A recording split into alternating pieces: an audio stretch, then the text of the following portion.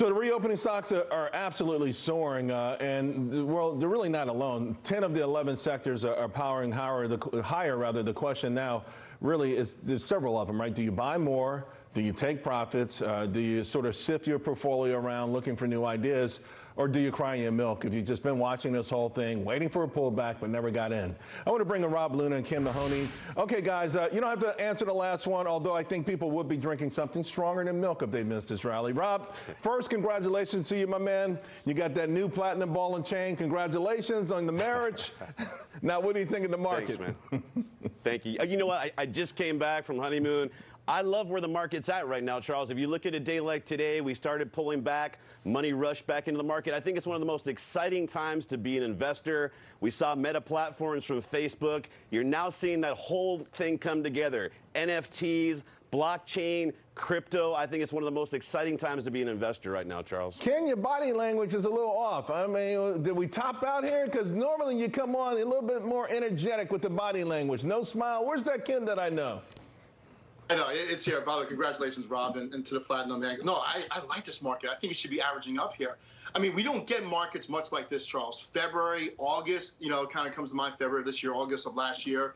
And guess what? I'd have to get more aggressive in markets like this. Hey, if you're winning 21-0 in the first quarter, in a football game, you want to go to halftime of 35-0. Quite frankly, you only get these little windows. Right. You want to make as much money as possible. And the formula very quickly is those stocks that come out, those companies that beat estimates and guidance. That's where the money's flowing to. Ken, I love what you just said because, first of all, I've written about that. When investors invest like, when the company's winning, a football team is winning, and then they go into the prevent defense and somehow they lose, do what got you there. Don't stop. If you were throwing a bomb, keep throwing those bombs. Keep winning. I love that you said that. But on the chasing thing, it's also intriguing because, Rob, would you also do that? I mean, there's a big debate about that. We have a lot of folks that come on the show, and they always want to buy something that's not working. What about just chasing the things that are working?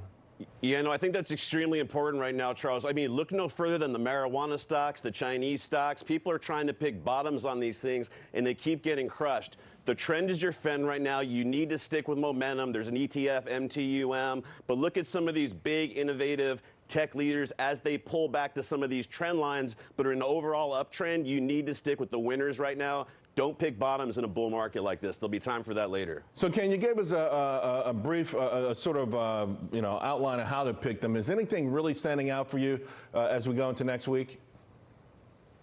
So these same companies that beat and raised, I mean, a lot of it's semiconductors. Let's go where the action is, where the pin action is. It's semiconductors. The leaders there, AMD, NVIDIA. By the way, Charles, some of the best days is we don't have to touch your account. You don't have to sell anything. You don't have to add anything. You just get to ride this wave a little bit. And this is not the Benjamin Graham market, as value market. This is not about PE ratios. This is momentum and paying up for that growth. That's where the money is. It is not the Benjamin Graham type of value investing marketplace. That sounds like a sideways diss of Warren Buffett, but we won't go there. I do want some ideas from you, Rob. I know you've been on your honeymoon. You maybe haven't been able to crunch the numbers like normal, but what are you liking here for next week and the rest of the year?